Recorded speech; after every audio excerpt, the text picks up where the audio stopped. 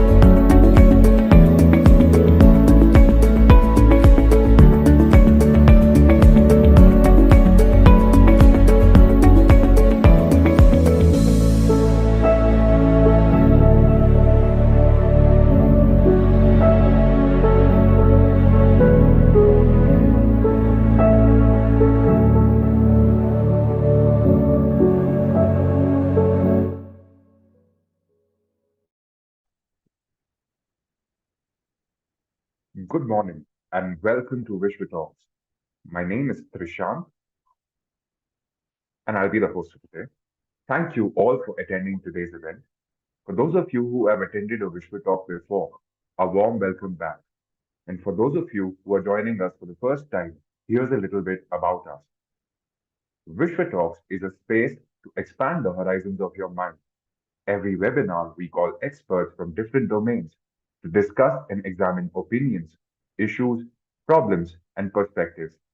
Each webinar is an interactive session where we all walk away with more respect for each other and a deeper understanding of the topic at hand. If you miss a session, please visit our website or YouTube channel for a full library of past Wishful Talks on interesting topics. Ladies and gentlemen, it is my distinct pleasure to introduce Mr. Jay Vyas as our keynote speaker for today's Wishful Talks, a dedicated social champion who works in the social sector and the developmental causes. Jay from Vadodara, Gujarat, holds a master's in social work and has devoted his career to the betterment of society. His research on street vendors has been instrumental in shedding light on the challenges they face, leading to a deeper understanding of their livelihoods. Jay's passion for making a difference has led him to work tirelessly in Gujarat, where he raises awareness about the rights and livelihoods of street vendors. As the convener of Gujarat for the National Hawker Federation, he plays a pivotal role in advocating for the implementation of the Street Vendors Act 2014, a landmark legislation that legalizes street vending and empowers micro businesses.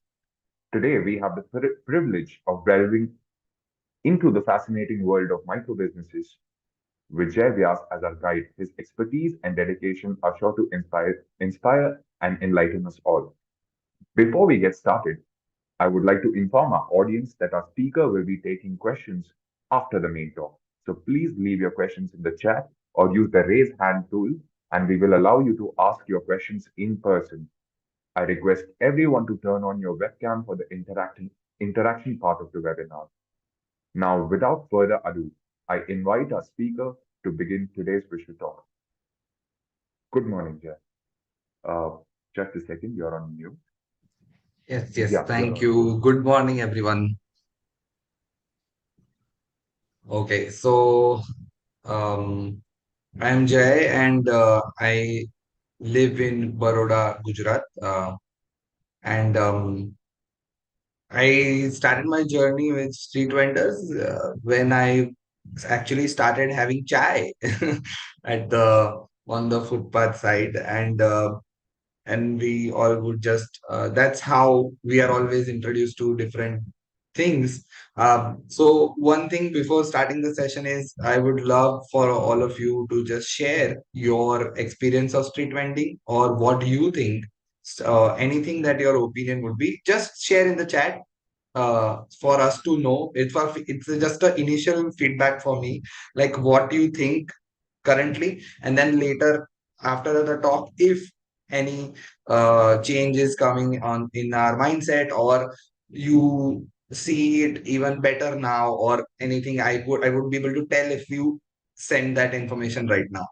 So please feel free to just write about maybe why you joined, something of course touched about this topic that you have joined. So you can just feel free to write that in the chat, and we can just begin with the presentation. How long will be that? The 30 minutes, right? Okay. By that time, I'll also introduce myself in the like what is my technical background. My graduation is in BBA, Bachelor's of Business Administration, and then I did MSW, that's Masters in Social Work. So this was the perfect blend for me, which has business also and the social work side as well. It is like two worlds and my graduations meeting together perfectly for this topic. The organization that I work for and I represent is called National Hawker Federation.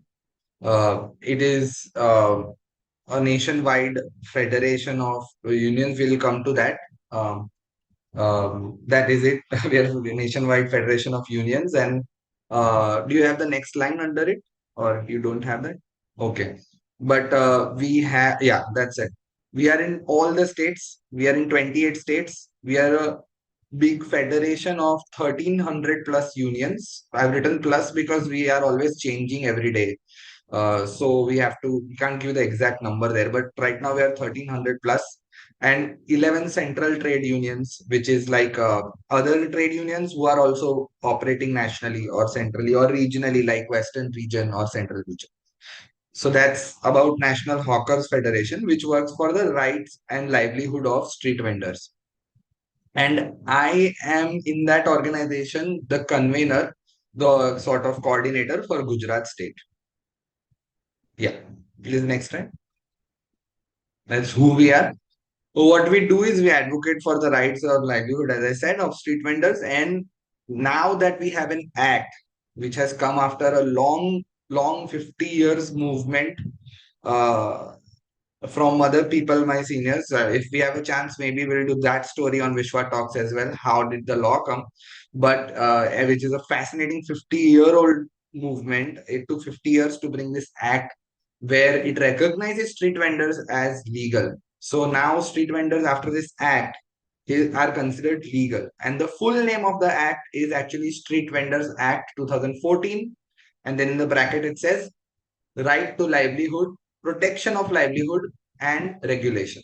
So, protection of livelihood in the act was given a priority, and that is the best part of this act. Now we are working to implement this act with various state governments, urban local bodies, because most of the time we have to deal with municipalities and municipal corporations, and even in smaller towns with Nagarpalika. So with the micro of that, and then state governments, and then central government. So that's what we work on uh, as National Hawker Federation. Next slide, please. Yeah. So we see ourselves as a movement. We don't have much of a NGO format, our organization. So it is quite fluid because we also work on the narrative, which is what part of my work. What I'm doing with all of you is trying to change the narrative, like what we think about street vendors, and trying to bring it into a place where uh, it's more it's they are a part of our life, but we are not really in touch with what their life is like. So that is what I'm trying to we are trying to create through the movement, is in various levels. Like with government it's a different kind of talk. With lay people, aam janta, it's a very different kind of talk where we just want, because all of us are actually customers for street vendors. In India, actually in Asian countries, even African and South American countries, these three continents are highly dependent on street vendors. It's not just a India phenomenon, it's everywhere. It's only in the Western world where they have done away with street vending more of. Now they like it. Now the farmers market, so called, and type of vending culture is coming in, but it's highly organized. While our organization actually talks about, even I feel that an unorganized actually way of street vending is much better. So that is such a interesting view if you think about it, because everybody talks about let's organize things. We are talking about let it be unorganized. And why is what we are going to see, what for what reason, or I'll try to make a case for why it should still remain unorganized but regulated, right? Next slide, please.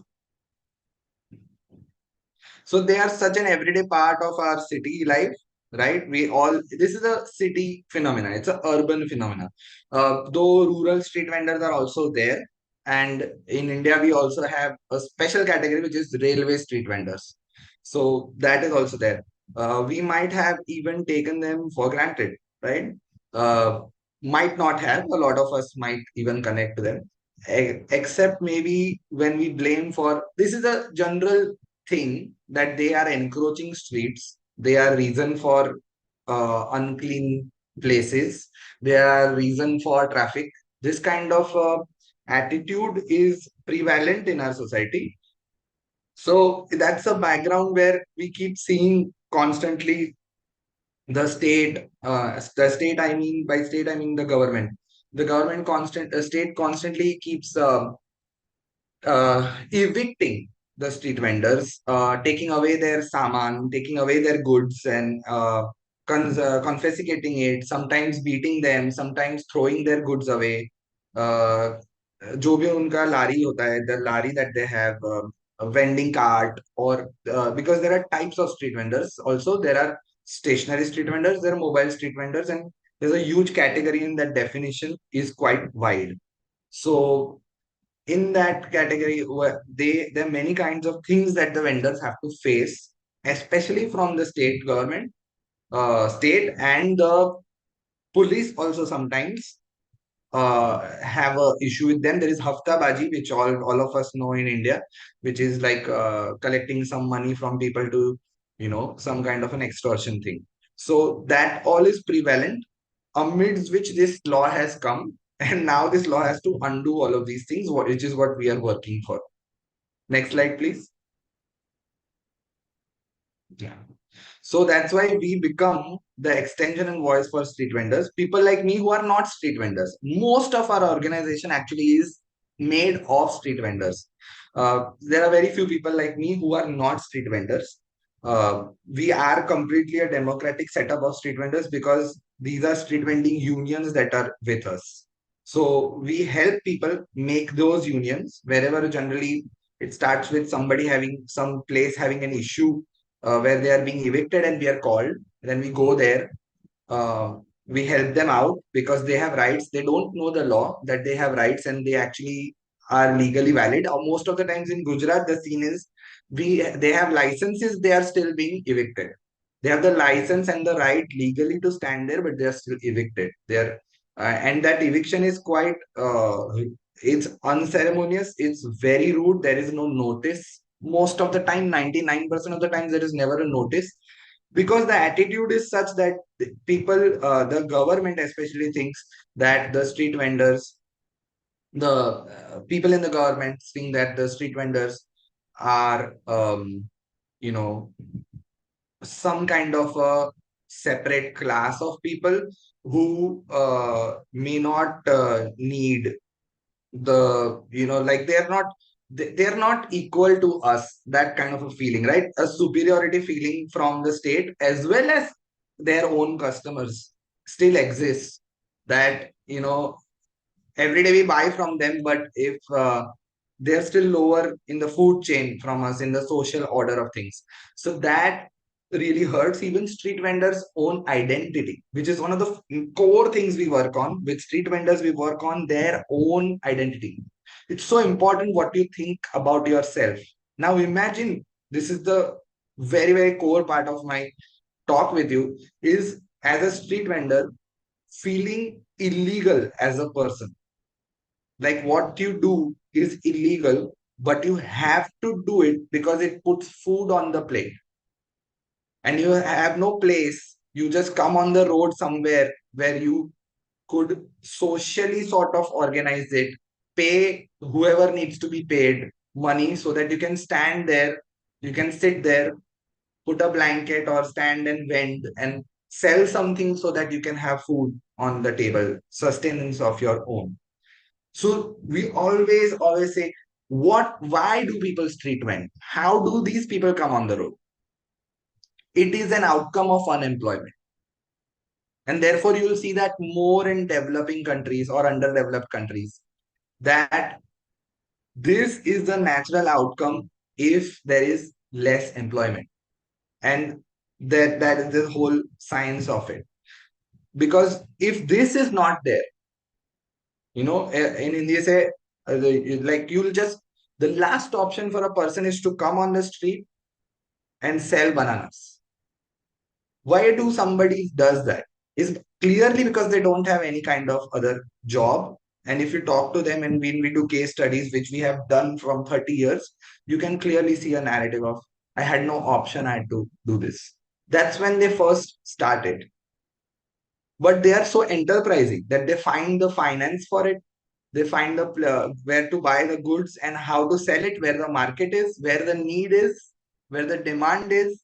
All of this, the street vendors, it's their own enterprise, right?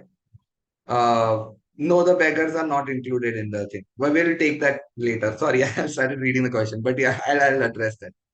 Um, Street vendors have to do some kind of business. So the definition again is that they have to sell a good or a service. They have to give some kinds of goods. Mostly it's a good service. I'm also saying like your cycle repair guy, your some tailors are on the road, your bag repair guy, chain jo banate hain, chain of your bags and all of these things. Their services that street vendors give on roadside.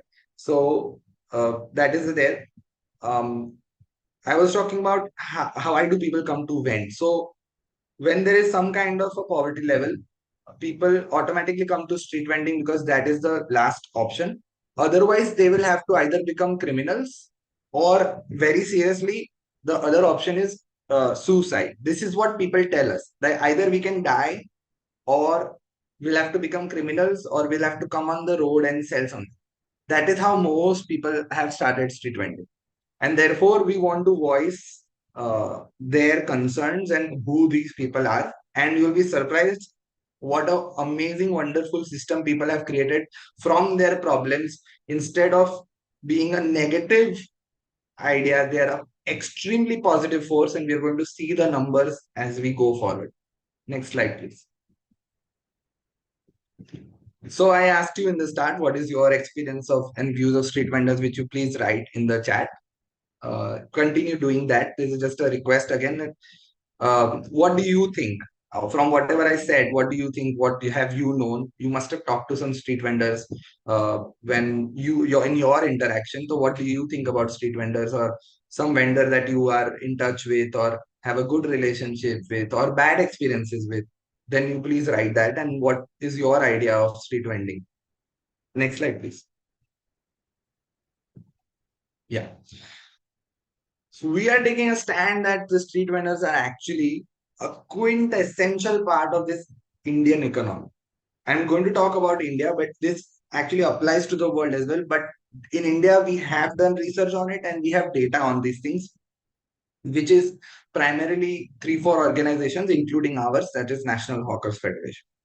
Our organization, this 4 crore street vendor number, the government doesn't accept.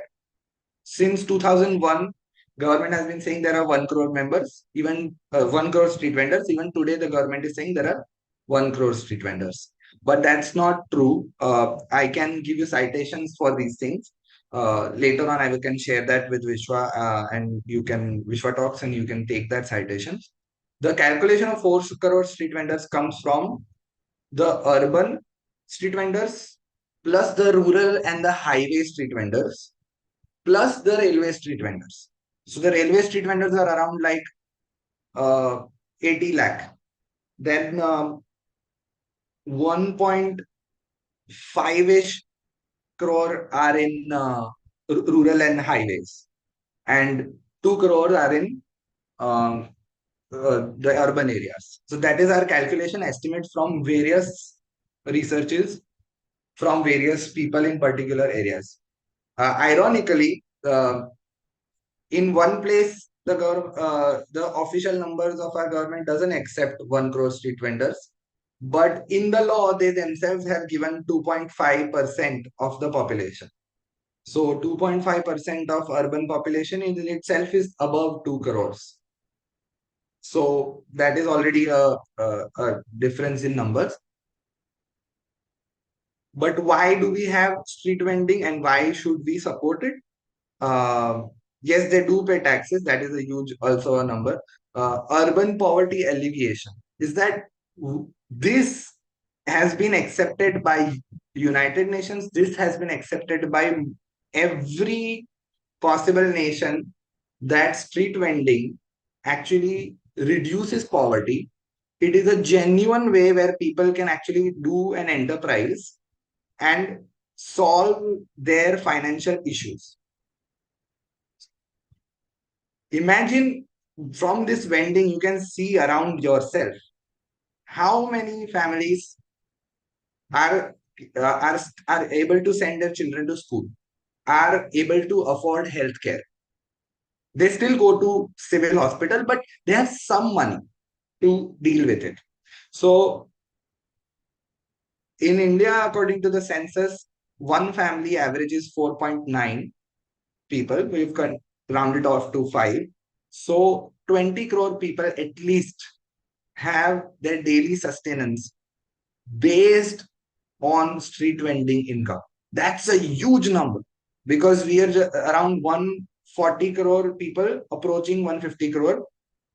But 20 crore is a big, big group of people in urban areas largely, who are completely dependent on street vending income for their life and their needs. And that is why we are saying it's a quintessential part of the Indian economy. Next slide, please. And more so, which I said in the short video, if you had seen that, in what is the structure of Indian economy? It is informal, right? Because all the data till date says 90% of workforce is informal. For those who don't know what informal means, it means they don't have a formal contract, they don't have a formal job, not like me and you. Even I don't have a formal job. Actually, I'm part of the informal economy. And uh, the formal jobs have particular requirements, and they have some kind of safety, while informal jobs are, you can it can end tomorrow. You can fire anybody anytime, you can hire anybody anytime, and it's largely unregulated. And on top of that, the most recent report, this is the most recent report on the second line that I've said, it comes from the PM's office directly, that if you earn 25,000 income as a personal income, private income, not family income, then you are in the top 10% of this country's earners. Anybody who has less than 25% personal income salary are all.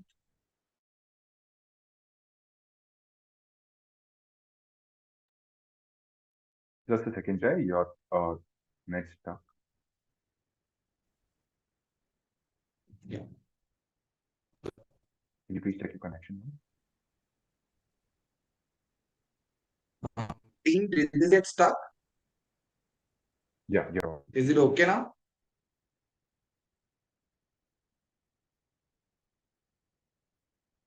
Hello? Yeah, I you're can hear audible you. now. Yeah, not at all. Did it freeze in between? Because it froze for me. Yes. Yeah, okay. So it is that 25%, 25,000 rupees, if that's your income, you are in the, or more, you are in the top 10% of this country. Imagine that. What is the halat of the rest of the country? That informal sector. Because even nowadays, there is a, we have to talk about various things. I will talk about certain, might be sound political for some people, but in since last 15 years, we've not really focused on the rural side in the media. All the news we are seeing, it's all urban, urban, urban, urban. Still 63, 64% of this country lives in the rural areas. So actually their income and their lifestyle is not uh, significantly improving in sense of finance. But that's a whole different topic, because that is the point of our work, is what is improvement or what is development? Is it money or is it something else? So financially, the this is the scenario right now, which even the state accepts. And this informal sector is actually giving all the lower income people the service of buying everything from Apple to furniture. Like, you must have seen people selling furniture on the side of the road, some kind of bamboo furniture on highways, or particular areas, even crockery. Um, so from like from low income people get everything like clothing, uh, your daily essentials of plastic products, vessels, utensils, everything street vendors sell. And the low and middle income houses actually are able to afford these things from the street vendors. Like, till date, particular things in my kitchen are coming from street vendors only. Like balan and particular utensils that we use in the kitchen are always bought from street vendors. And there are many, many systems, and they're so diverse in every place. Like, street vendors as a term was so hard to form, because everywhere they're called different. Like, in the east part of India, they're called hawkers. In Gujarat, they're called lariwala, patharawala. And there's a difference in that. Patharawala are the people who spread a blanket and sit, and lariwala have a vending cart. Then on the north of India, it's called redi patri. So south of India, there's other words in every state. It's like very different across the world, and in different places what the street vendors are called also. So that is quite a diverse thing, and there are many, many different services that they provide. When we once, in a small research that we tried to get, in my research, also I found over 1,000 types of street vendors, like which largely are like food street vendors or some. Then within that, the pani puri wala, the vada pav wala, all of these people. So you see that there's a huge variety of products that actually and services that are coming from street vendors, which we all need, which are quintessential Indian culture. What would you say to somebody that who goes out of India? Let's say they'll miss pani puri, right? Because you don't get anywhere. And that also everywhere is has different names. It's Golgappa somewhere, somewhere is Puchka. So that is how we are by default. Diverse, uh, decentralized, and micro businesses across the country. That's how it was set up. As a matter of fact, historically, what would the first bazaar have been? There is the general consensus that there was no formalization of shops. Earlier, there were just bazaars that came and went, and that was completely based on street vending. So, this is like in time since the beginning of civilization, we have had street vendors. It is a unfortunate thing that it only till recently till 2014 January we could not formalize or even recognize them legally that this is a legitimate thing. Next slide, please. 80% of our fruits and vegetables is all coming from street vendors. They are the link between farmers, the small and medium scale industries, the cottage industry. The farmer actually, which is the in the informal economy, the second biggest group is street vendors. The first biggest group is farmers. But farmers are completely dependent on this street. I mean, not completely dependent. What I mean is farmers' distribution system is this. And isn't it great that you get lakhs of products like the machhar wala marne wala bat, right? The mosquito killing bat se lekar your balloons, your toys, and your 80% of your vegetables and fruits. We don't really had buy from big shops. And there is a reason because they're at your doorstep. They come to your house. They're the nearest everywhere. So it's such a great decentralized distribution system. And I'm focusing on decentralized because I'll bring it up in questions why it is so important to be decentralized, right? Next slide, please. Last mile distribution system, right? Up to your house. A lot of people, if you allow vending people, they will come to your house and they will give it to you. They will come to your door and do that. In Bombay, where they have flats, the food vendors in particular areas regularly come to your flat to sell charts because it's a chaat day. The idli walas come, they have a special horn, and you by that sound, you know it's the idli wala. That's our culture. And that is what we are trying to promote, that these businesses are done by very small, humble people who just want to earn a living. And why should we not support them? We should definitely support them. We should have official policies supporting them. Because one, this is not just individual few people, this is a huge group. 20 crore people sustainability, daily sustenance is based on this. And they're not a loss making enterprise. This is the retail business. So let's compare a bigger retail business. How much money did Amazon make till date in India? Not a dime. They're in losses, big time losses. Their losses are, if you Google right now, Amazon profits, you will get in the first five link a good narrative about how Amazons have lowered their losses. Now they are doing only 22% loss. While street vendors, all these people have always worked in profit from day one. They're working in profit. Even in the credit system, they're working in profit because 4 crore street vendors, if we consider them earning even 2,000 rupees as turnover per day, which is an average because some businesses like, let's say ironing has a different income, but a garage wala has a different income, and food vendors have different income, but an average of it's a consensus that also has a research that 2000 we can assume rupees per day as the average income of all street vendors. Sorry, go back. Yeah, that would be 8,000 crores daily turnover. That's a huge industry. Nobody has that. Nobody has that. Even Tata doesn't have. So this is a industry that employs 4 crore people, biggest employer.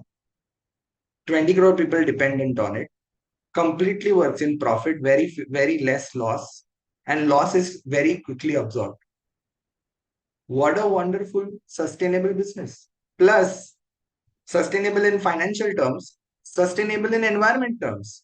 Most of the things that street vendors do is so economical. I mean, I can give this lecture for 5 hours, honestly. So I will try to wrap it up. But it's so economical.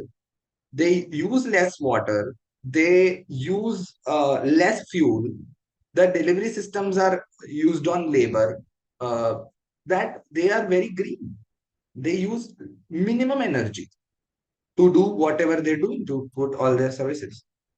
Exactly, Amazon can bear to make losses as well, but the point is, if you're going to centralize this entire business, right? And you are, this is to 4 crore owners. From 4 crore owners, you will make how many owners? 5, 7, 20. How many owners? Some shareholders, right? And the few board members, they are the owners. So it's completely centralized. While the income here is distributed. And that would be our question further. That what kind of development do we want to see? Do you want to see 100 crore entrepreneur or 101 crore entrepreneur? That is the question. I've shared a video. I will share it with you later on. With is one of our supporters. He's an ex-army person. He's given a wonderful talk on this street vendor law, and you should see that talk also. I will forward that link. He has made an emotional argument for street vendors, while I'm making an economic one. So it's quite sustainable. Look at Flipkart. Flipkart is $1 billion loss. $1 billion loss. 10 years of operation plus. Not made a dime. So what is the point of centralizing so much business, taking away business from all these people, the small shopkeepers, the retailers, and then not making money? And you're not even making money for a lot of people. You are just like centralizing it, disrupting the system, and then taking something good that was already decentralized, and then making it more power centered in the hands of few people, economic power in the hands of few people, while making losses. That's absolutely stupid to me. It's bonkers. So why would we support such kind of system? Instead, we'll have a micro business or decentralized system which would serve many and more people. Next slide, please. So that is our question. Our vision is what would be the development. Just click one more time. And what is real development? As I said, do we want loss making 1,000 crore retailer companies who are sort of giving us service? It's not that their service is great and it's not flawed. We all know there was soap coming instead of mobile phones. We all know the service issues with these big companies also. So we could solve the service issues. If there are any service issues, quality issues with street vendors, we will solve them. But here's the thing. WHO did a survey in Kolkata in 2002. I'm forgetting the exact year. And they literally said the food is completely hygienic, and it's so good. It is cheap. They said in 60 rupees you can get about 2,000 calories in Kolkata. A poor person can have 2,000 calories worth of food in 60 rupees, which is great. That's very hard to do in Western countries. So they were amazed by that. Similarly, in Gujarat, every food street vendor has a FSSAI license. And FSSAI can any day go to their vending and check. And they follow all the standards. You know what the vendors tell me? Said, Saab, agar my food was bad, the pani puri is always blamed, right? Pani puri for the disease. If my pani puri was bad, how would I have customers? Pani puri business is based on daily customers. If my pani puri is giving somebody diarrhea, is giving making people fall sick, they will not come to my place. A lot of this, one of the videos was every now and then it comes up. Look at these people, they are crushing potatoes for pani puri vendors, potatoes with their feet. But that's a technique, that's a hotelier technique which has been coming in catering since ages. That's a technique, like in wine when you crush grapes with your feet. That is how they used to do it, because it is such a big task to do those so many potatoes together. Their feet are clean, they just use that particular technique. So if that is an issue, I mean, it's a traditional technique, and yes, we can question whether they're hygienic or they're not hygienic, but we can it's very clear they're like, how will we able to give bad food to our people? If they're falling sick, we cannot run a business. So that makes sense, uh, to me at least, and you can check it out for yourself whether these street vendors are really hygienic or they are not hygienic, the food vendors. And even on cleanliness, the whole thing about cleanliness in street vendors is that they are not clean, but that's also not true. It's just that everything that is packaged is coming in these small packages or sachets, which we have actually, NHF has started working with Break Free from Plastics, which is an international organization, and we're working on the FMCG companies are making such a packaging which the people tend to throw, you and me both.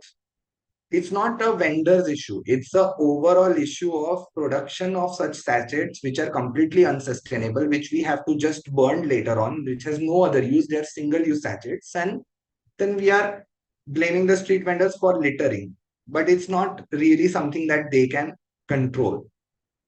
And the traffic issue is that there's a Arjun Sen Gupta, he's a judge. He's given a judgment in 2010.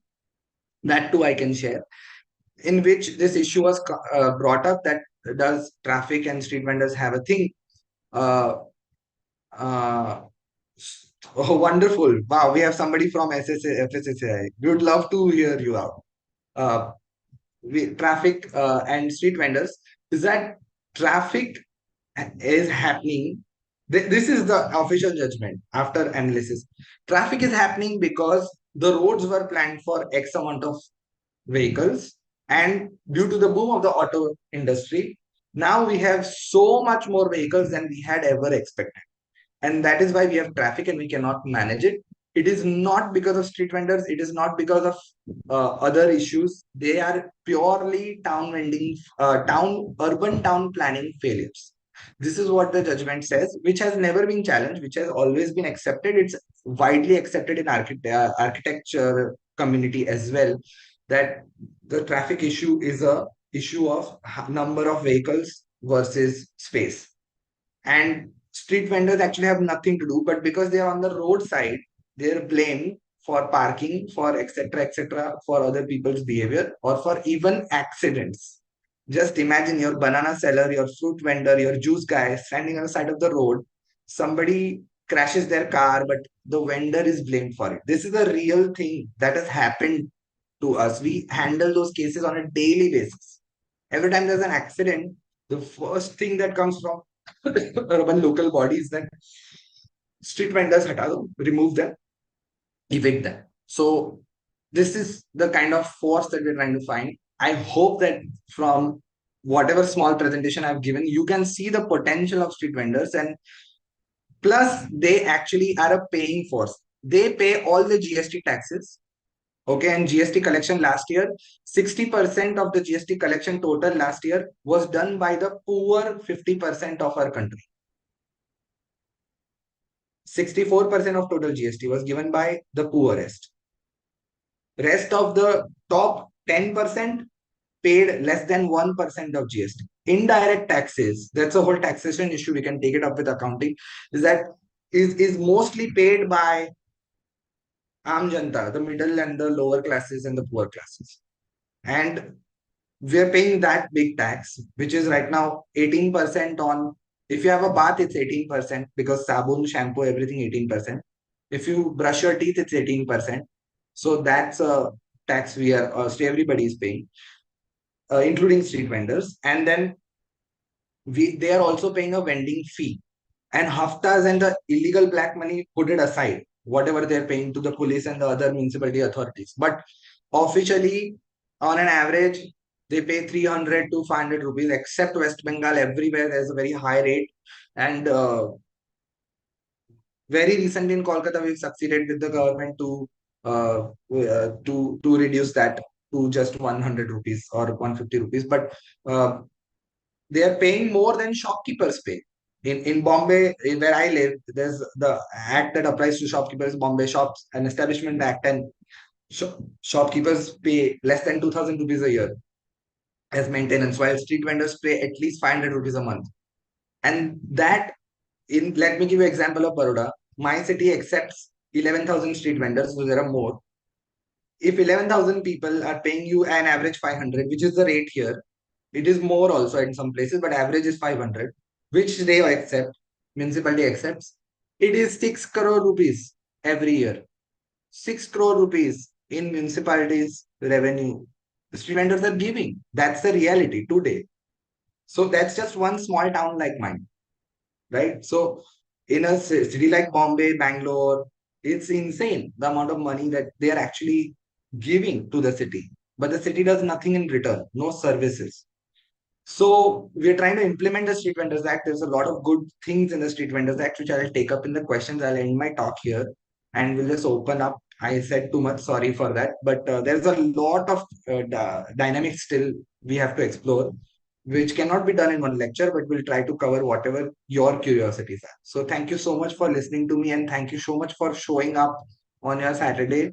You're great people who are coming to learn something, spending your time on a Saturday. Thank you so much. Thank you so much, Jay. That was really good. I'm really excited for the Q&A. There's already a lot of questions in the chat. I'd like to now invite Shrivani, ma'am, the founder of Wishwa, to Yes, yes. Hello, take ma'am. forward the Q&A session. Hello, ma'am. Namaste to everyone. I would now request the audience to take a 30 seconds to answer a poll for us. The purpose of the poll is to help us understand you a little better so we can better curate the topics that we bring to you. You can also let us know in the chat box how you found out about WishwaTalks. If you are a WishwaTalk subscriber, heard about it through friends and family, or found out about the event on social media.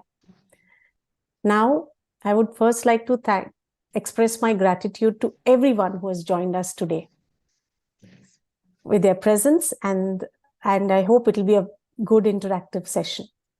I extend my gratitude to our respected speaker, Mr. Jay Vyas, for taking time to participate in this webinar. I'm actually very surprised with this topic, because prior to listening to you, as you said, my opinion was they're unclean, that they encroach on the roads. So a lot of misunderstandings. You have changed the perspective. You have changed my perspective. And that is great, ma'am, because you're changing very fast.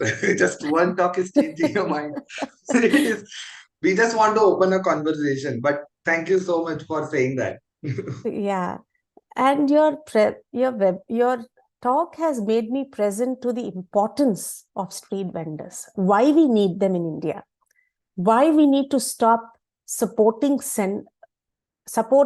these, why we need to support street vendors who are actually catering to 60% of our people. 60% of our people cannot afford the Amazons and the malls. That's true. I did not know about this until I'm listening about it from you.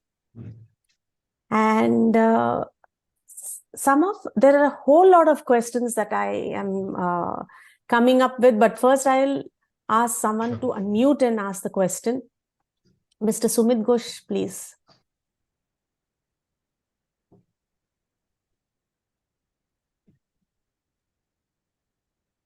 Thank you, madam. Yeah, thank you. And Thank you, Jay. I mean, you have really addressed a particular topic which is very close to my heart. And I'm Wonderful. just founder of a very young not-for-profit organization. After spending 34 years into the so-called, your words, let me just recode that so-called organized MNC sector. But what is Yeah, actually yeah. the society that I am Mm. really realizing post-COVID. So just That's true. coming short to that, because Mm. recently I have come across with one of the fantastic quotes, and that Mm. particular question is there into this particular survey also. That what Mm. actually we need to support this particular segment, because ultimately 90% of our world economy has been contributed by so-called unorganized sector. Yeah, so called. Yes. So-called unorganized sector, because we all talk about the organized Mm. sector, organized way of doing, but so-called Mm. unorganized sector are much more organized. Now, Mm. just coming, what initiative we have recently taken, we have recently been tied up with one of the organization based in USA. They are doing fantastic by providing the education, the business courses to this particular unorganized sector. And their course name is MBS, Mm. Master of Business in the Street. So Wow. they are doing Mm. fantastic into African countries, Mm. and not only that, they are I mean, fortunately, I could have an access to their directors, and recently my organization has sent a proposal, and just last week I got the green signal. But as you know, the US companies, they are very process driven, Mm. so they want to Mm. train Yeah. us Mm. first. They want us to Process driven, graduate of course. into that model, and then only they will be allowed us to take it forward. So I have even dropped the message to you personally. Yeah, it will be Okay. fantastic if I can have your email ID. What we have We taken will as a share. Yeah. mission, yes, because we are about to get the UNO Mm. accreditation also, because we are working on different goals, which is mentioned in SDG 17. So we have taken a mission of graduating this unorganized, especially the street vendors, unorganized micro entrepreneurs, Mm. million graduates in next 12 months. That is particular objectives we have taken. Mm. So they will be providing all the course material, certification, everything. They are going to take care. And we, as their Indian implementing counterpart, we will be creating the different ambassador. Ambassadors is nothing but who are the coaches who will be helping others to graduate into this. Because this is something where a particular quotient is there, that they will be able to compete with the organized sector A. B, sometimes the particular problem, you also know very well, that Mm. they are not knowledgeable enough to fight with the administration. So That's true. Yeah, yeah. these are so typically they will be equivalent to an MBA grad. So that's Yeah. why this uniqueness. So I want your email ID. So Sure, we sir. can We'll share that. thank you. I'll share And the once email again, ID you are on the doing an commendable job on a right topic. In VUCA world, we need that. Okay. Okay. Thank So you, our man. next question is from Miss Prabha Kumate. I am a food tech retired, interested in knowing how to help food safety reach vendors. Secondly, how to promote traditional food in street vendor areas. Okay. Um, like you're asking me how to promote it. Can you say that again? Ma'am, would you like to come online? Yeah, yeah.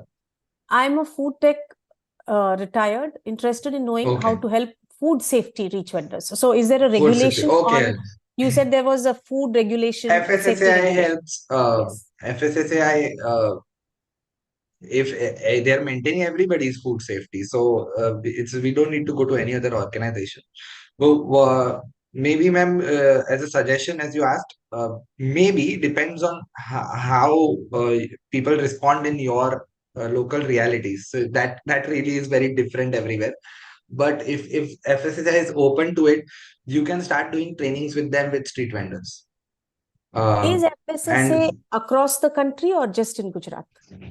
across the country, that's a national organization And for is all it kinds of food. Our is all food is coming through FSSI's credit. Like they are the people who keep the food safe, whether it's packaged food or a street vendor. it's active equally across the country? Yes, yes. Okay. How to promote traditional food in the street vendor area? See, the question that which I also had is a lot of migration is happening from rural areas into urban areas. Most of these people do not get their food ingredients that are needed for a healthy meal. And we see a lot of deep fried foods on the street. So is there a way to promote traditional and nutritious food in the street vendor area? Yes, actually, see, it sort of comes naturally, but if you want to also promote it, that would be great. How to promote is two, three things. One is you'll have to take up marketing activities on behalf of street vending, and you'll have to work on people wanting particular things. I'll give you a very great example of this. There's something called Nero.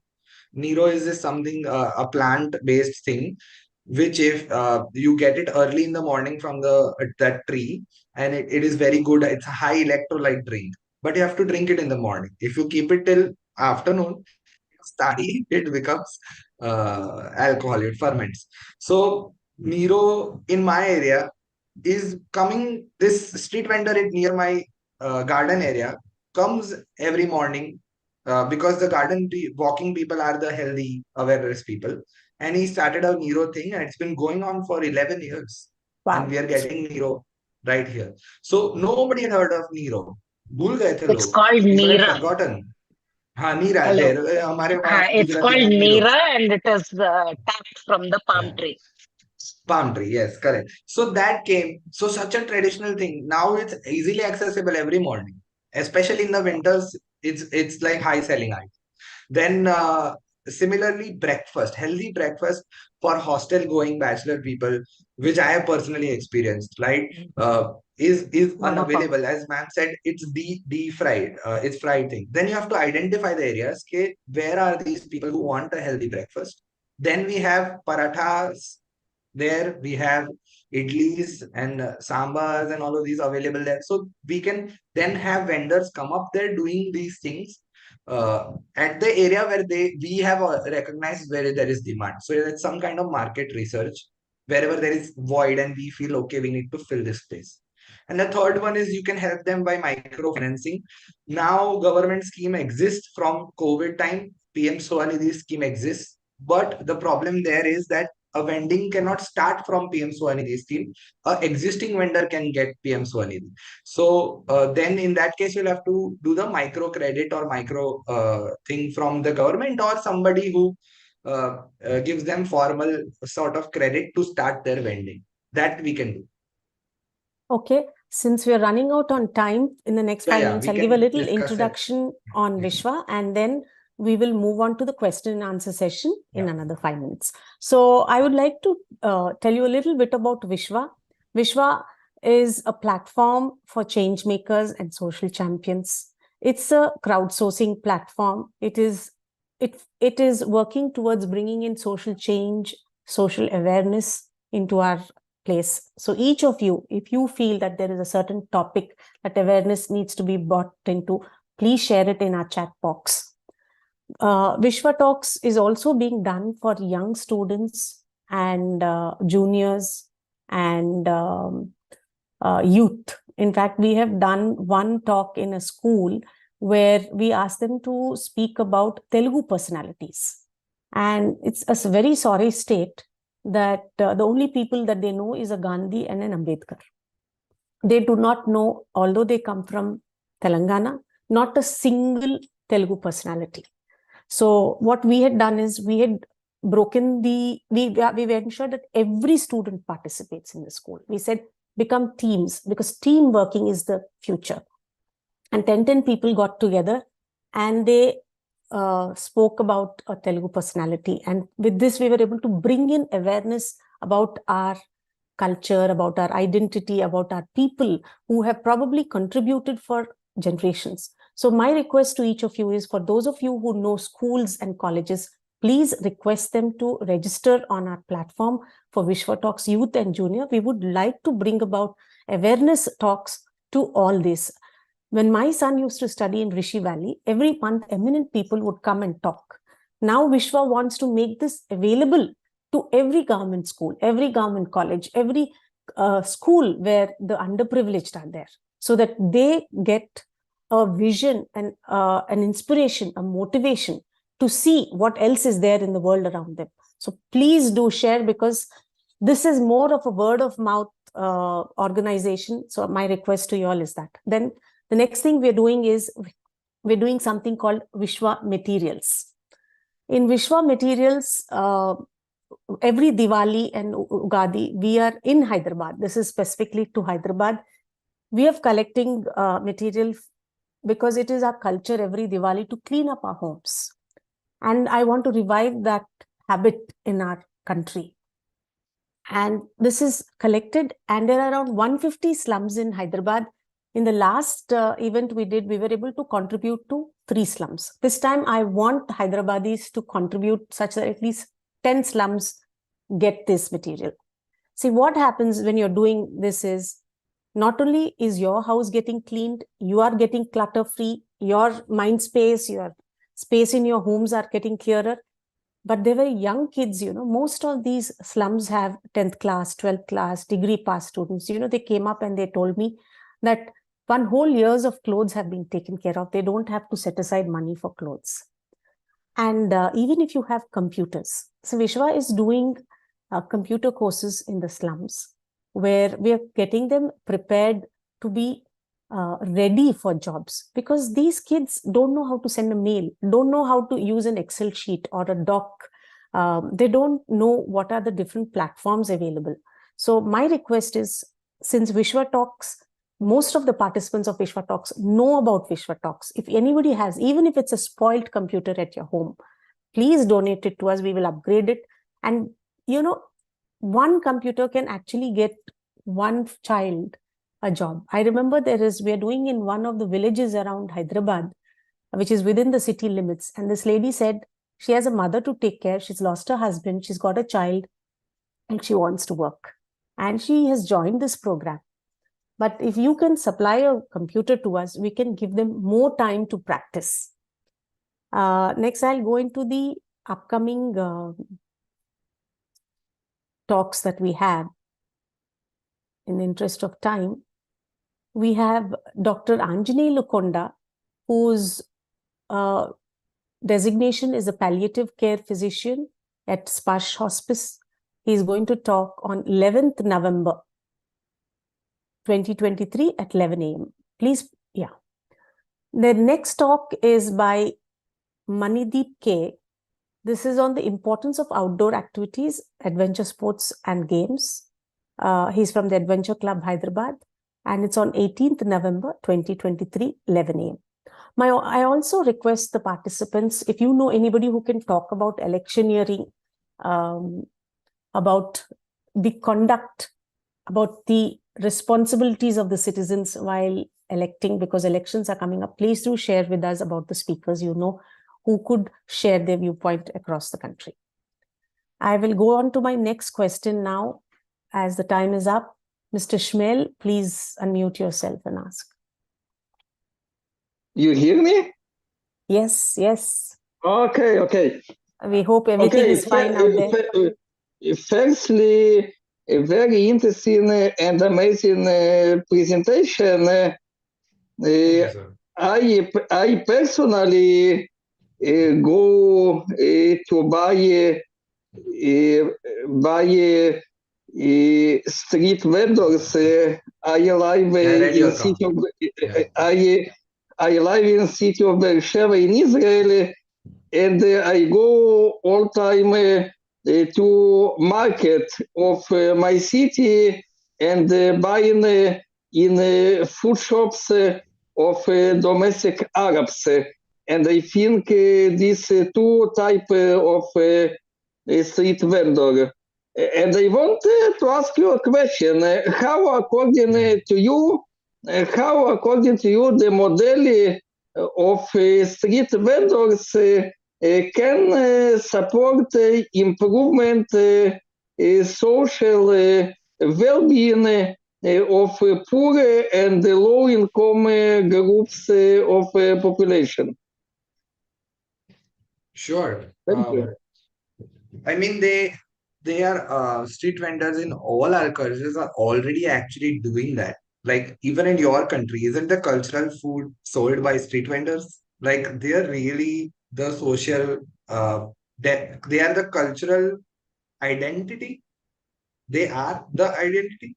They are socially. They are very important because they are backing the financial requirement for social growth. For example, their children are able to go to school and study and have education. Their children are able to go to college because they are street vending and their children are able to do that. They are able to afford healthcare for themselves and their parents as well as their children. So that is really changing the dynamics of society in the sense that instead of people not being able to afford, they're able to afford a lot of other things. That is one thing. And in a different sense of society, as in an overall society, uh, the, uh, the vendors play a role of bringing something that was required as close to you as possible. And you'll see that it's generally as close to you as possible. The big businesses often talk about competition, but big business, like in India, telecom sector has now left three companies only. From it came to three, out of which two are in debt, only one is working. But if you go to street vending, every bookseller has three booksellers next to him. Every tea guy has a tea guy in that area that is competing with them. They are in pure competition. And in that society, they are working there because that society, that area needs them. There is a requirement. Like when you need your ironing guy in India, ironing is also done by many street vendors. Your cobbler, the people who fix your shoes are done by street vendors. So they provide so much of services, and these are people who help you repair. Even environmentally, we tend to throw away things, but street vendors are the people who are doing the repair work also. Like even mobile repair shops, some of them in particular area are done by certain street vendors in certain states of India. While your cycle repair is done by street vendors, your some kind of two-wheeler repair is also done by street vendors. The welding work you can find from street vendors. So such a wide array of services that are they giving, it is actually society that needs to think that, oh my God, we cannot let this go to bigger shops because it will become expensive for themselves. As customers, they are providing just service. There's so much of service to be they are giving us. They're an integral part of society by already default. At least I can speak about India. I'm not sure about Israel. Want to put any light, Shmail, on the street vendor situation in Israel? Yeah. In Israel, situation that we have two street vendors, but not so lot and so many as in India. In Israel, we have street vendors in downtowns of the cities, but not in so lot quantity as in India, in China, I know, in Arab countries of Middle East. But we do have, and I personally go to a market of my city to buy in food shops of Arabs, and I very, very like to go to those shops. Right. Thank you. I'll go to our next question by Dr. C. Muthuraja. Quality work. Yeah. Thanks. If possible, please share the experiences of transgender street vendors because they are the most Okay. vulnerable and marginalized in many urban areas. Yes, sir, you're right. Actually, unfortunately, India doesn't have as many street vendors as we would like to have. There are only particular cities, and mostly you'll see it in bigger cities where due to certain kind of government scheme or that could be the local level government scheme or state government scheme, they have been rehabilitated. Instead of begging sort of thing, they can do certain things. Like in Bombay, there's a famous chai wala lady, chai lady who is a transgender, but it's not so much well done in India. But in Thailand, you can see it is done well in Thailand and in Philippines. These two places are really good example of how street vending has become the go-to thing for transgenders, and we would like to work on that policy. We are trying to work, but right now India is not doing great on that front, unfortunately. But we are trying to push that we would bring out schemes, and whoever from transgender wants to get out of begging, we would finance them so that they can do some kind of street vending. Okay. There is one acknowledgement and a statement made by Mr. Sanjeev Jain. It's fact that street vendors provides the services, sells products at very reasonable and affordable costs, and it is That's a choice true. of majority. Okay. Next statement is from Ms. I'm Tara very S. overwhelmed by this amazing response. Actually, your comments are so positive. It's just bringing me so much energy. Thank you. Yeah. Okay. Next question is from Tara S. Nair. Lack of funds causes street vendors very tiresome process. So you were talking about microfinance availability.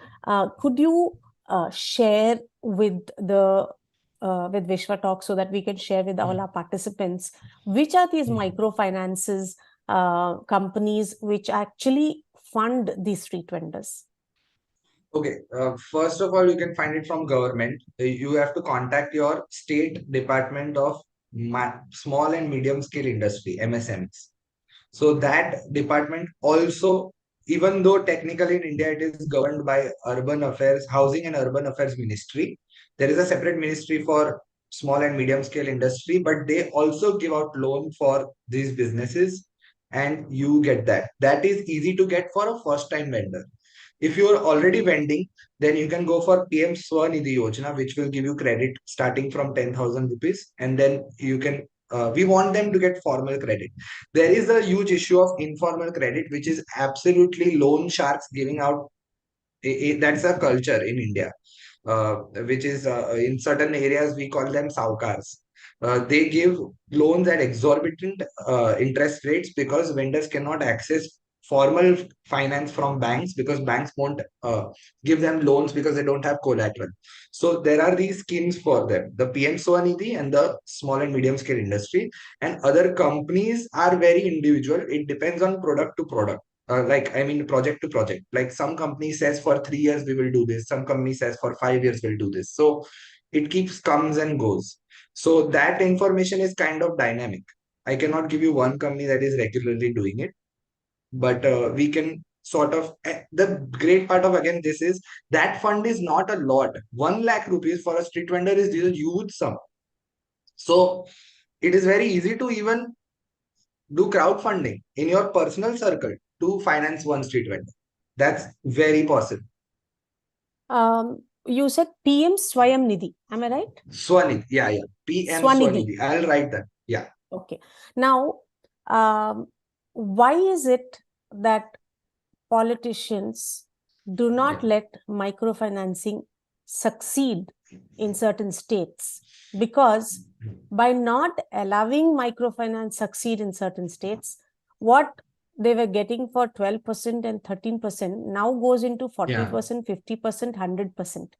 So what is the solution? How do we bring in awareness that politicians are actually, in the name of the public, killing microfinance institutions and encouraging the so-called shaukas. How do we work on this? Is there a rule on this? Is there a law on this? Which states do not have these facilities? Yes, state-wise, I can ask for a report and provide it to you. I can do that if you need state-wise. I don't have it on top of my mind of which state is doing this properly or not. Because India is a huge 28 states plus union territories, is very hard to keep track. But the reason why politicians don't tend to make these policies is because their interests are aligned with bigger companies, which are quite frankly paying them somewhere or the other in their political campaigns, etc., etc. And they don't see small vendors, even small shopkeepers, as a force that will fund their election or is useful to them. So they are generally helping the bigger builders, the bigger businesses, and they are generally making policies that favor that. That has been the politics of this country, or even worldwide. It has been a general thing that we've seen why street vendors are not favored and why microcredit doesn't come so easily. The big time solution is to keep pushing for microcredit from government and microcredit loans from our nationalized banks. They have certain options for that, and we should push that to make it happen more state-wise. Unfortunately, what is happening is it's becoming more of an election propaganda where they give away a wave of loans. So it doesn't actually encourage an environment for integrity, and real microfinance is not reaching the real needy. So is there any paper on this? So one thing is, you said you will share with us the state-wise report, which we will share with our participants. But I would also like you to see if you can give us a report on a research report on this. On how to develop micro or just condition of microfinancing, especially for street vendors. We can take it up. We'll have a talk about this.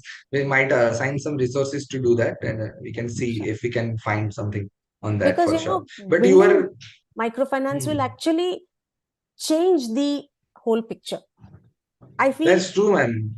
The research should work towards getting in microfinance for the street vendors. Research should work on getting land allocated every 2-3 kilometers in urban areas, like we have the Raitu Bazaars in Hyderabad. Like that, if we can actually have area allocated for street vendors, it will be great. So let me just, because there was so much information, I didn't say that, but land has been allocated to street vendors officially, at least in the Act.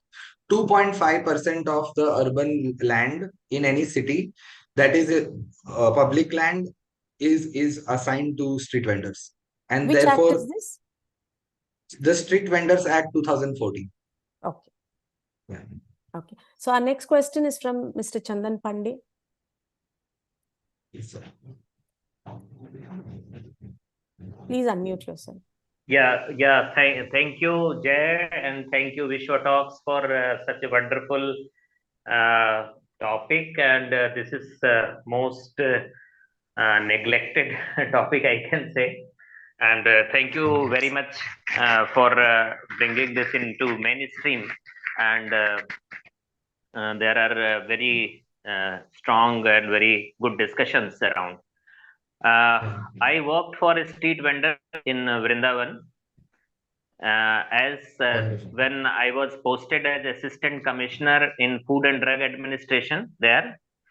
And and this is part of the FSSAI in the state administration, and still I am posted in the same department in Eastern UP. Yes. There are so many hurdles. As I can share with Jay that there can be one design which is legal framework for the street vendors, which was missing before 2014. Just after arrival of advent of Street Vending Act, there is a hope, but there is need to impose economical or financial framework over the legal framework. Then the operation, then the quality framework, and then the operational framework. There are four needs I identified, and situation is pathetic. Situation is not within the priority. Trainings are being provided by many training partners, but they are, if they are allowed to go for 1 day cart pulling, then they will not survive. Our street vendors are very intelligent. I am very much agreed by you, and they are highly graduated from. They are beyond Harvard and many business schools. Absolutely. But there is need to motivate the people, municipalities, municipal corporations, police, which is already mentioned in Street Vending Act 2014. But there is not. NASWI organized a national seminar in Delhi once. Sangeeta ji. And town vending committee, there is not a single city, small or bigger, that there is town vending committee is toppled down by the local municipalities or somewhere some local officers. So there is no legal framework is practically working in the country anywhere. Sometimes there are some boards that this is a vending zone, this is non-vending zone, and I can also share you that there are encroachment of one department over other. There are facilities given by one department, and that facility is not harnessed, and some other department comes, and means total environment is very highly confusing, totally irresponsible, because street vendors are not socio-economic or political force. So my question and my answers are also very much mixed. I'm thanking you for a very deeper study where people have very less interest in this area. But I deeply worked for in Meerut, in Vrindavan, in Aligarh, in many cities, and I usually go to the houses of street vendors. Their living conditions are so pathetic, but FSSAI is asking about the quality, whether they are having soap to wash their hands. Wow, thank you so much for addressing that, sir. It's okay. I am very grateful you said that. So, Jay ji, you are doing wonderful job, and I need your association. Yes, sir. Absolutely. And I am, but this is very closer to my heart, but this does not need we need to learn from street vendors. I have number of examples and how they are feeding the population. And there is huge opportunity for this country, for the women security, for the poverty eradication, for the beautification of the for the urban areas, for the social security even, and services you identified so much, and there are even more services in highlands of the Himalayas. There are very different peculiar type of services available. So I need your association, and we will I will give, though I am preoccupied in many things, but still this is very close to my heart subject. And even no organization address this with good notion or good heart so far. Thank you so much, sir. Vishwa No, we is will trying. definitely. Vishwa is trying. Needed your comment. Needed your comment Yes. over my See, that's the thing, sir. Vishwa picked it up. The NASWI is already working on it, but like we work on daily basis, we have some disputes with them. National Hawker Federation is doing that. But our approaches might be different with NASWI, which you have worked with a little bit. But we are working on the same goal. Our goal is the same, and as well as, sir, like we would like to collaborate with as many people as possible, and we're very more than welcome whatever you can bring to the table. Thank you. Thank you very much. Thank you, Thank you so much. Navil. Thank you. It was very nice to hear you talk, because being in the system and sharing your experiences has really encouraged the speaker, and I'm sure a lot of people. Absolutely. Yeah. Thank you. Thank you. Sir, I've also Okay. shared Jay's email in your direct chat, so you can communicate with him in mail anytime. Yeah. Well, I do share my email with everybody. Okay. Then next There question is. from Hush. The hawkers, especially food hawkers, are support for other informal labor. Example, Yeah. food hawkers provide food to taxi drivers. Without them, they can't survive. Where will they go? So yeah, there is then another Yes. another statement from Prabha Kumata. There is a report on improving farmer income. Now a body is created for specific research and work on non-integrated farming. Then there is from Prabha Kumta again, there are investors who invest in tender coconut units, kulfi and fruit juice, plastic chairs. How do you as federation recognize them? Okay, so our work is not very much getting into what business the vendor is doing. We don't do that because that would become the question of running business. Then we would have to make a cooperative and like Amul run the business and give business strategies out. So that part we leave out to vendors. We are mostly working with the administration and the state of their legalization. Now, on paper, they have been legalized, as Sir previously said. But there is the legal thing is a whole different lecture, which has all different things. So there is a town vending committee which has to be made in every city. It's been 9 years. Not one city has made it properly. Even if they've made it properly by elections and everything, which two of them we have in Gujarat from our work, but they don't let it function because street vendors are part of that committee and there's XYZ issues. So, what we do mostly is not to find them where to get the finance. Vagera. PMS1 is the first time we entered because the government requested us. The central government asked us to be part of it, and it was COVID first wave. That's why we did that. But otherwise, we don't get into that. But there are various organizations that are supporting it. For example, in Gujarat, that's called Seva, that is supporting it. NASVI is doing it. That's another street vendor organization. So those organizations are helping in this way where they are getting into the business and practices of street vendors. And from other NGO organizations, I can help you out with. They will be able to do that in particular region. We have to find regionally who is doing. Sir, one question. Does the existence of street vendors in various cities, whether it is Calcutta, whether it is Mumbai, whether it is Hyderabad, Chennai, which city do you think, because of the street vendors, the cost of living is lower? All of them. Hyderabad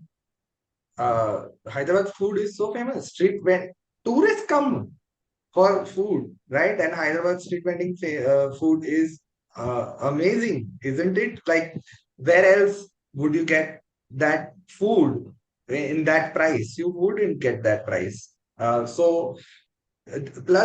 even the street vending markets of various other goods, right? They are generally all clothing markets, accessories, bags, different kind of things. So because Hyderabad being like particular, I've been to Hyderabad and it's been there is a lot of tourists right there because of the Salar Museum, the Golconda Fort, etc. So those places you'll see a lot of street vending happening around that. But unfortunately in Hyderabad it's not been allowed at particular places. But I've been to the Charminar market, which is a great market, which is under our union, by the way. We have our union there. We have very good presence in these cities. The bigger cities the most successful in food inflation control is Kolkata. Uh, they are able to really provide great food in the cheapest price. Mumbai also, it makes it really affordable. Myself, I could not afford to eat if there was not street vendors during my MSW studies because either I could eat at the canteen or I could eat outside where there were vendors and they were the people who were able to give regular, full stomach filling food, nutritious food under 100 rupees every time, including veg, non-veg. So that is a service they are giving. Even if you see at particular office places, observe. I think from after this talk, you will start observing street vendors and you will realize how ubiquitous they are. They are everywhere. But we don't have that eye. Once we are aware, we know that okay, this is there. Sometimes it's in the background. Every office place has a whole street vending market that is supporting them, because there is also the option of choice, right? People just don't want to eat their canteen food. It's not that they'll always eat the canteen food. So it also provides choice. It also provides affordability. It also provides nutrition, and it is quite easy to access as well. Plus, I would also say there is credit system for office. If you're a regular, you don't pay for 2 3 times, that it's okay. The vendor's like, no problem, you come. So credit system, can you Okay. get credit if you go to McDonald's? You cannot. Okay. So, okay, next question from Mr. Naval Sharma. Unmute yourself and ask, please.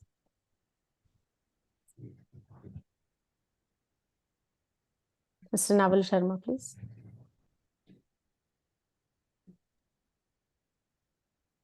We can't hear you. Mr. Naval Sharma, we can't hear you. Your question, please. Hello, sir. You are I think unmuted he's now. not able to hear us. Yeah, I think that's the problem.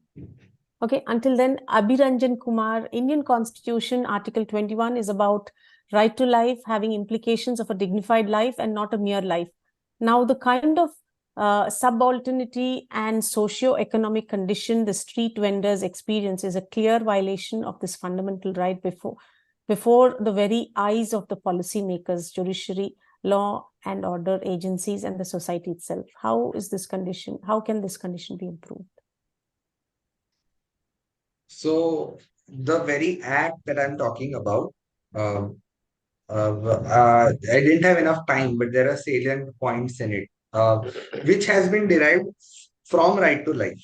It has been right to livelihood has been derived from right to life, which I think you are aware. The person who's asking the question is aware of that.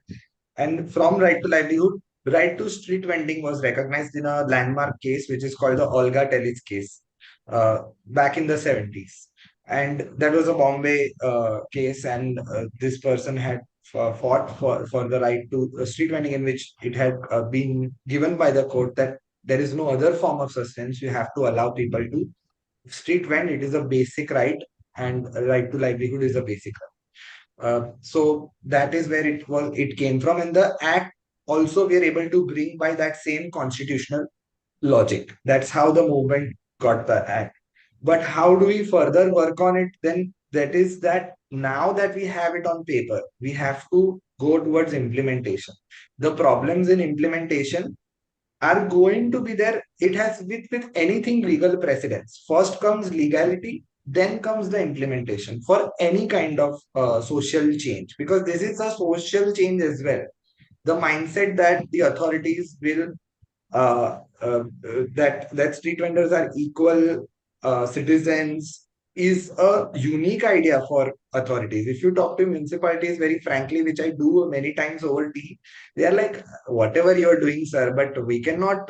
This is their quote. I'm quoting. One person has literally said yesterday, whatever you say, but they are street vendors. No, they should obey us. थोड़ा तो system में they should be no under us. They should listen to us. So that kind of a feeling we are fighting. So it is a social change and it will come gradually, but we have to like it's like first you ban, first you legalize widow remarriage, and then you work on the society to make it okay for society to accept it. So in the same way, this is like some kind of a race, class system which we have legalized, that now we are all equal and everybody has the right to vend, but we have to slowly work on the mindset of the society and the administration to keep pushing it to make it happen a reality. I would just like to add one thing, is that the leader of our movement, Shaktimanji, often says it. One of the leaders, he often says this thing. तुम्हें ख्वाब देखना पड़ेगा. You have to dare to dream. It's like Martin Luther King also said, but you have to dare to dream that this world is possible. And you cannot let cynicism take you over. If you are able to see that it's possible, then you can work on your dream and then one day it will come. That is literally how we talk in our meetings. Okay? It's our dream to make it a reality. So we have seen this dream where these people are equal and valued citizens, and that is, we will slowly work towards that. And we would love that if whoever would like to contribute in whatever way, please welcome. Next, Mr. Naval Sharma has asked you to please share the talk by the Indian Army veteran about the street food. Yeah. So that's can you on please Josh share the link? Talks. Yeah, I will share that. Yeah. Okay. Next question is a statement made by Mr. Harsh. Flipkart, Amazon, Zomato, Swiggy, and are ecosystems destroying businesses. Next, again by Naval Sharma ji. The beauty of the Indians. I'll just unmute him so that he can ask directly, right? Yeah. Just a second. Yes, sir. You're now unmuted. You can speak. Hello, sir. Can you please say something, sir? Naval, sir? So Mr. Naval's question is, the beauty of the Indian system is that smaller vendors will still survive and some people will never get to be biggies. I'm coming up with a plan to support small street food vendors to raise the level of hygiene and service. I'm designing and fabricating smaller entities, food trailers, and komcha. Wonderful. I think Naval sir is saying. Not Naval Sharma. Yes. I'm Captain Suresh Sharma. I think I was sent a link by Naval Sharma, and I clicked on that. I'm Captain Suresh Sharma. I'm the veteran of the Indian Army, and I started. I have been a pioneer of caravan tourism in India as a commercial thing. I have been caravaning for 23 years. Now I am designing and fabricating small entities for these street vendors. And my biggest concern is about their very poor hygiene on the street food. And I went even to Delhi to see some of the best food trail trucks. They had very poor hygiene. I spent about 2 hours watching them, extremely poor. So we need to train them, and I'm trying to raise some kind of awareness level. And I've just got into it about 8 months ago, and I'm ready to extend my help through you people to anybody who needs it. Fantastic. I would love to design. Fantastic. I would love to design. I would love to design their things for better presentation and better hygiene. That is through stainless steel work. And my concern is the biggest problem these street vendors are facing is mafia, local mafia of municipal corporation, police, and the politicians. And can you imagine? I have seen in one city, one politician has 45 vendors under his umbrella. Those carts are owned by the politician and operated by these employees. And I was amazed in last 8 months when I saw that these food vendors, they work very hard. They're very intelligent. Let me tell you, some of them, they are so intelligent in business, they can deliver lecture at IIMs and they can teach business to these people. All IIMs, they teach you bookish business, but these vendors can teach you practical. Only problem is they don't have money to, enhance their business. Otherwise, they are really very good. So they need support. Government needs to give them some kind of protection from this. And I find it totally clueless.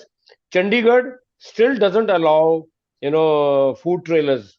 There's a place, and I mean, see, all over the world, food trailers and food trucks and vans are in thing, and we should not deny it. We should take it. We should accept it.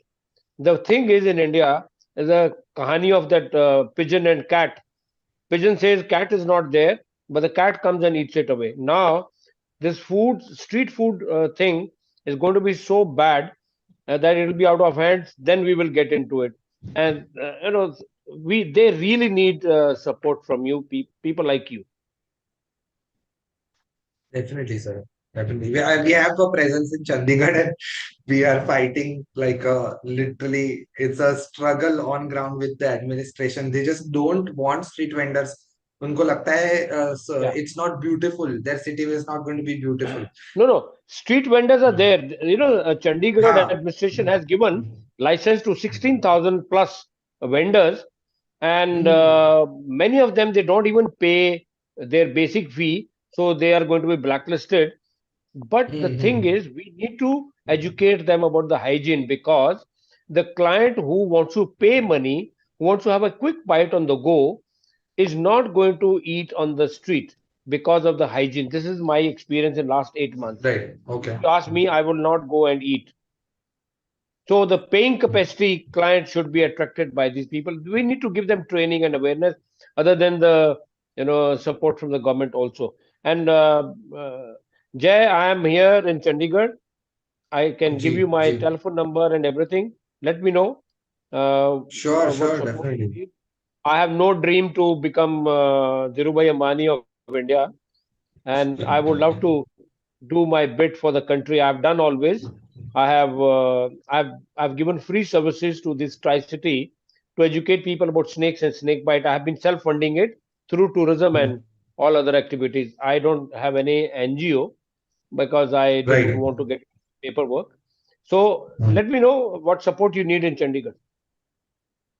Absolutely, sir. I will contact you. We have some presence there and we can do something together. I don't want to take away time of people, those are listening and those want to raise. Between Mr. Jay and Captain Suresh, I think both of you should actually talk with Dr. Jaiprakash Narayan of Hyderabad, because he knows how the systems, the political systems work, how the administrative systems work.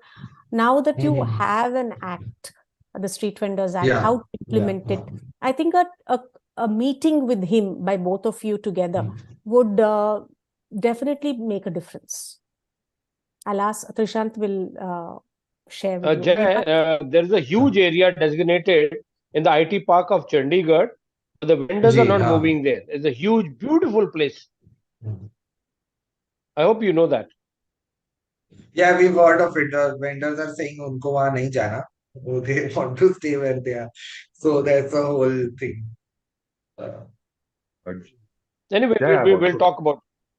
I've shared Sir's number in your direct message chat. I'll also share the chat with you after the webinar is done, so you can go through the contact numbers in your meeting. Yes. Okay, another question is from Mr. Rahim Chowdhury: how to promote street vending business in the rural setup? Oh, yes, good question. So, one just side point is that this act actually is not accepting the railway street vendors I'm talking about, and that's 80 lakh big group out of the 4 crores. So they're still out of the law, and we are trying to amend that and bring the railway street vendors in as well. And similarly, rural guidelines are not enough formed. All the guidelines in the law is about urban. But for rural, how we are working right now, if we have issues in panchayats, is that we just follow the same guideline, except the committee is smaller.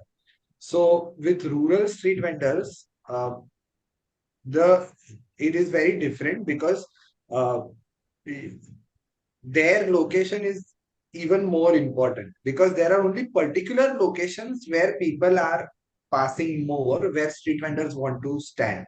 In urban areas, there's more availability of crowd, but in rural areas, there is a particular road. Generally, a गांव में एक busy road होता है. So you want to be there, and whoever wants to be there, you will usually find shops around in and around that area. So what we have observed is that in particular panchayat, there are some kind of realities. It's somebody's land that they are standing on, and they have a dispute. That the kind of disputes they have. But most of the times, village itself is very supportive because somebody is earning and they get some kind of service back. So villages don't seem to have that many, even a remotely a similar problem to urban thing. It's generally an issue that don't stand on my land, ye mera land hai. That is the issue that they have. If they're standing on public land, then rarely there is zero eviction almost in villages. They are like, okay, let them stand there earning 2 rupees. So in villages, we don't have that problem. Another But we question. can develop it through microfinancing, as ma'am said, if it has to be developed. Another question is, there's a lot of illegal immigration from Bangladesh, the Rohingyas and all, and most of the streets today and the street vendors are coming from this immigration. So how does that get addressed? International immigration is a separate issue, and that is a citizens thing which is there in Assam, Tripura, and West Bengal, where Bangladeshi people are coming in and they are doing street vending, etc. And those states are tackling it in particular different ways, and that's a huge issue on state international identity and borders. So we don't at all comment on it, but internal migration is a right. Like in India, it is a fundamental right that you can conduct business anywhere, conduct your employment anywhere in the state of India. So crossing states is including this. Kashmir and all? Now Kashmir is open after 370 gone. But So are you people can going and putting street vending, vending machine, vending chart plans there? No, not so much to our knowledge. We have a presence in Jammu. We have a presence in Jammu, and in Kashmir we have very small presence because there things work very differently. So most of the vendors there are locals. But let's say, for example, in Haryana we have this huge fight of Haryana for locals बैठेंगे बाकी लोग नहीं बैठेंगे. So that is happening. Maharashtra we have that because it's the state politics that is discussing this, that identity of state must overrule over identity of other states. And but I and our organization completely disagrees with that. It's that if I want to go to Tamil Nadu and do a business or a job, nobody can stop me. In the same way, street vendors are, why would, like it, the reason we are explaining that is it doesn't happen in vacuum. For example, if I am in Bangalore, if I'm a UP person who has migrated to Bangalore, first I must have migrated for some kind of labor work. When that work got done, the contract got over, the company shut down, I was fired, etc., etc. Or that, that term period is over, 2 years construction I did, but now I don't have a job. Then I start street vending because I don't want to move out of here. So that is what is happening, is that people are getting attracted to bigger cities for their lifestyle, and that is a natural migration, and it will happen. We have to just accommodate the how we accommodate formal jobs. So as rightly earlier said, so-called formal jobs, these people, we need all of these people in our cities. Of course we need them. If we actually take out every state, then we would become a different country. We wouldn't Every state would become a different country. The fact that we are able to migrate anywhere without any kind of stopping is a great deal, and we should support that regardless in street vending. If somebody is vending with a license and there is a holding capacity, so here's the thing, it's not going to become a overflow thing. 2.5% population of the ward population is a holding capacity of street vending. उससे ज़्यादा vendors नहीं हो सकते, not more than that. So when you reach that capacity, that ward committee can decide whether they want to allow more vendors or not, according to their local realities. Till date, nobody has ever hit 2.5% population holding capacity. Everybody is not even able to identify 2% of their street vendors. So, that's not such a big problem in reality. It is just a identity politics that other people are doing this for their particular political gains. Do people use street vendors to kabza lands? No, street vendors से नहीं कर पाएंगे, पर like they would do themselves, sort of like that happens in Gujarat. We have this community, but that community doesn't do street vending. They are Land grabbers. they are land grabbers, but they have cattle. तो ग्वाले हैं वो, they are shepherds. And that shepherd community in our state, I can tell you, because again, these realities are very different everywhere. They come and they are able to they slowly they'll put their cattle to graze on your land because it's empty. Then slowly they'll build a small hutment, and that's how they do it. Spending, say, very rarely we've heard some kind of a land grab thing, and even if it is, it's not a thing. It's somebody's let me be very frank. Like you bring anything in this world. हमने चाकू बनाया, we made knife. Now some people murder with that knife, but most of us cut vegetables. So the function of the knife is to cut vegetables. There are a few people who will always do something reverse with whatever tool you give them. So as street vending, as in a land grabbing tool, it's not even like I have not seen in 7 years, not even one case. So I would say it's barely non-existent. So suppose somebody is trying to occupy naming themselves as street vendors. First they come as a trailer and then they start putting at the front of your gate or at the front of your compound wall. How do you deal with that? Right. Actually, ma'am, street vendors don't have the social or political power to put it in front of anybody's gate because anybody can immediately throw them out. You give one complaint to municipality, they are done. It's not a uh, uh, they cannot put it in. We cannot park in somebody's front of gate. वो वहाँ अपना lorry लगा के धंधा तो chance ही नहीं है कि वो he can do that. What These does are the certain municipality? What are the actions that the municipality can take? immediately just come and move them. That you Okay. cannot sit here. Okay. Yeah. Now, why is it that the European markets have Sunday flea markets and all? Do we have them in India anywhere? The flea markets? European markets first actually removed all the street vendors. And then they made this kind of model where there you cannot see any street vendors. Like I have not been to a European country, but people who have been, they said they cannot see street vendors. They can only see street vendors in particular designated areas. So what they did was then they made designated areas for people who want to street vend, or they'll open these markets. In London, there is a famous market which opens weekly, like our weekly markets. But in our country, street vendors are everywhere, and we are highly dependent on them. While the economy on those in those countries is not actually they're not even part of the GDP is significantly, while we are like a very big part of the GDP. So that's may the be the difference case, we have. but that may be the case. But why cannot at least the metropolitan cities start, in addition to street vendors, why don't they start the Sunday flea markets? Because they're so interesting. They bring about culture in of that particular Right. place. They wherever we can we have requested, like we have started Sunday flea markets in our city. There is something called what is it called, Rishan? Happy Street, something like that. So but No. yeah, that was a Sunday flea market that started. We have something called Shukravari, which is Friday. Every Friday there is a market. In Ahmedabad we have Ravivari, which is Sunday market. So Sunday flea market comes in. That is where you can get even a old TV. I have personally bought furniture in my houses from that market. You can buy clothes, and it's really sustainable And as some of the well because vendors they are common, man. Sorry. Some of the vendors are also common. A person selling at Friday market in Baroda will travel to Ahmedabad on a Saturday and On sell Sunday, the yeah. same products in Ahmedabad also on Sunday. So they keep That's moving true.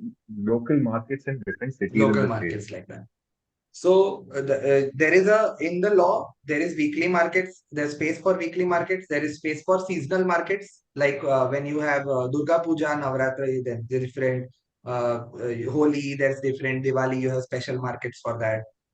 Ramzan, there's special market for that. So all of those things are accommodated in the law, and they are actually the great part of this thing is culturally it already exists. We have given it legal validity now.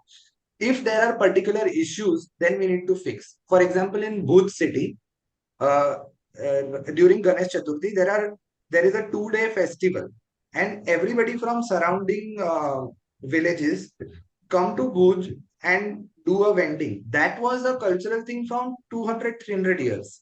Now in the street vending, at first time it got formalized, and then this time last year they were able to do it so well because they are allocated funds to it, they allocated parking to it, they allocated days to it, and they did the whole vending, what do you call, tendering thing, where they gave out tenders, and very cheap tenders, not at all expensive, but they organized it. And this time they had a huge response for 2 days around the lake in Bhuj city. So that is a great example of what you are saying, actually supporting the cultural and weekly and seasonal markets in a way that like never before, like for Ganpati, for kite flying festival, for various festivals. That's the cultural realities of my area, but it's very different in every state, as you know. So when I'd gone to France, we have this, I'd gone to one of the flea markets where they sell dried flowers, which is, Yeah. very Fresh flower. French, very, Yeah, very French. yeah, very, what I'm trying to say is in India has so much of art, so many artists. It will be great if we could have a mela or a flea market for the painters, if we could have a mela for the artisans of India, you know. So I think in the work that you're doing, it'll be great if you can also encourage such people. And, you know, there is respect given to these flea markets as areas where people can come and show their artwork, their indigenous, like we have in Hyderabad Shilpa Raman. So if we can have like this across the country, Yeah. So, That's a famous one. It's a very yes. famous one. Yes. Can I'll I- just one last question, and Trishant, you can take over. Yeah. From Mr. Captain Suresh, what's the central policy for food trailers and vans? Yeah. The policy making on food trailers has been particularly not identified as food trailers. The Central Act gives a guideline, and then every state makes rules. So every state has made rules, and the food vendors will be particularly governed by that, because they realize, that's what I said, there's so much diversity in this country. We have to accommodate for that, and also honor the federal system of our country. So for that, every state has a rule under this act which will govern your particular area's food vendors. Like in particular places in Mumbai, they came up with this thing that in Delhi also they came up with this thing that you will not bring stoves, live stoves, because gas cylinders are a danger, and nobody will cook food on the street, and it will be uncooked food. And they tried to put it there, but the public demand was such that it did not work at all, because people want the live food to be cooked, and people eat that, because chole bhature in Delhi, the everyday office going people in Mumbai, they are dependent on this cooked food being done there. So then it was a bogus thing that if it is unsafe, if the cylinder is unsafe on the street, then the cylinder is unsafe in your house as well. It's not being used in a different way where guidelines are not followed. So we completely were able to overturn it, and we have been able to get all of that cooked food that you see in Bombay and Delhi is the fight from 4 or 5 organizations that have maintained cooked food, and still in particular areas we have that problem. So similarly for food vending, the main governing body in hygiene sense is FSSAI, but in other sense of vending license and where they can stand, and how big they can have their place, because a lot of food vendors like to put tables, and they take a huge amount of space. So if your city and that area allows for that space, they are allocated, but in cities like Mumbai, they are not allowed. But if you're in the suburbs of a city where there is some space, then you are allowed to have 4 or 5 tables and a stall. As a matter of fact, what we did was we put food vendors together. Like ma'am said, in Ahmedabad, we did four food vending places. Ahmedabad municipality themselves were very, very supportive of it. They put one empty plots, they allocated the empty plots. People made a whole festival, it's like a festival environment. Every weekend you go to these 4 food markets and you can get, it's like every different type of food vending, only one vendor was allowed. And they made a center, they made a whole system of sitting and all the vendors were around. We have a couple of those in Baroda also now. So, Okay. new systems came up like that.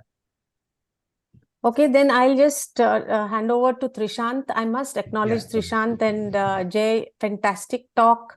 Trishant, that was a great talk that you brought on to Vishwa. And Jay, I mean, really enlightening talk.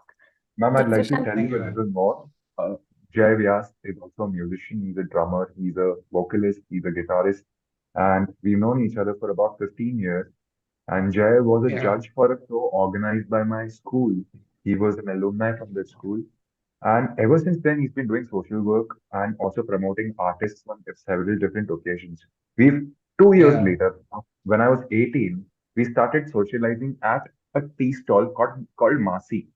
Now, this lady, she is in her 70s. She has absolutely no one. She doesn't have kids. She doesn't have anybody. Her kids passed away. Her husband passed away. So she basically comes for a set of us 20, 30 people to come and give us tea and entertain us and talk to us. She comes for us, we go for her. That is how it is Yeah, actually. we go for. how And that's how beautiful. we met. We met, and I wanted to ask 2 questions. One is I've seen several educated people also street vending nowadays. We've seen a taco seller in Baroda who, Yeah. 2 musicians who started a taco stall just beside our tea vending lady, Masi. And suddenly one day, a massive banyan tree falls, and there's Yeah. Yeah. four laris completely crushed. Thankfully, nobody was hurt. No person was hurt during that incident, but 4 stalls got crushed completely. Now, Mm. there was no assistance whatsoever from the government side. It was the government's responsibility to actually prune that tree on time so that it doesn't fall. But it was a 150-year-old tree which they did not prune also, a banyan tree. So now, no, the government didn't assist. Now, a businessman basically donated 1 lakh rupees for these 4 stalls and told them, this is a hotelier. This hotel is right in front of the stalls. And this hotelier gave uh, 1 lakh rupees Money and told for the them, you guys stalls. put up your stall again. I'll get the stalls made for you How because sweet. because he noticed that suddenly the 4 stalls got crushed 1 month. There was absolutely nobody in that whole area. Wow. Absolutely no one in that whole area. So he was like, I'm going to put in 1 lakh. You guys build your stall again. Suddenly, next day, 100 people are back again over there. So, Wow. Yeah. one thing, what can government do to assist street vendors in case of calamity? Is there a step-by-step Mm. process where they can ask There for isn't assistance? yet, unfortunately. There isn't yet, and we are trying. Luckily, when they passed this law, they had the foresight. So in the legal parameters, there is a disaster help officially written. There is a social security like pensions, EPF, वगैरह. Everything is written. Now we have to work on implementation. Electricity, water services, everything is legally now available, but we have to make it happen on ground, and that is the struggle we are facing. But working, that is the point of me coming talking to civil society people, is that we all could do whatever and bring that change in the mindset of the society, as well as keep working towards that with whatever our efforts, then we can actually make it happen. And one of the key points actually I missed out and your question brought in is why we need street vendors is the streets will become empty. Cities are made by people, and the biggest role in India, why India is safe, why other countries you'll see a lot of mugging happening in Western countries, because streets are empty. But mugging doesn't happen where street vendors are there. Women are able to, we have a survey where women have always said we can walk that road because street vendors are there. Because when street vendors are there, there is regular community there, and they can walk through that road very easily, even at night, because till 11 or something, the street vendors are present and they can easily go home. They can send people alone. But as soon as you come to a place where it's isolated, you cannot do that. So the streets actually become accessible for People. children as well as women, because street vendors are there, and in your regular living you can actually send people outside, which is a thing. Like when we were young, we could just go out and our parents would not worry that we've gone out of our housing society, because the shopkeepers knew us and everybody knew us, and then you could come back and like if you even get hurt, they will bring you back home. So that was a freedom we could enjoy as kids, but my nephew is not seeing similar kind of freedom, it's less. So uh, that's why we would need street vendors to be in and around our living spaces, because one, they are very accessible, you get all our services right at your doorstep, plus it's a community. So thank you for bringing that. Yeah, I'll have to leave. One, Yeah, sure, sure, ma'am, sure. I'll take care of it. Not a problem. Jay, one last question from my side. Yes. So you've seen a lot of these stalls, basically. Uh, we've noticed that many times when there is a moment of, say, a chief minister or prime minister, these vendors are basically moved from their designated locations without any prior notice. Also, many a times they are suddenly shut off. Like they are told that suddenly if cops come and tell them, okay, close your shops right now. They tell all the customers to go away from there. Yeah. There is something happening. There is a wedding passing by or whatever. Bharat ja raha hai, Hmm. so ab stalls band kar do. So now, what is the step-by-step process where you like?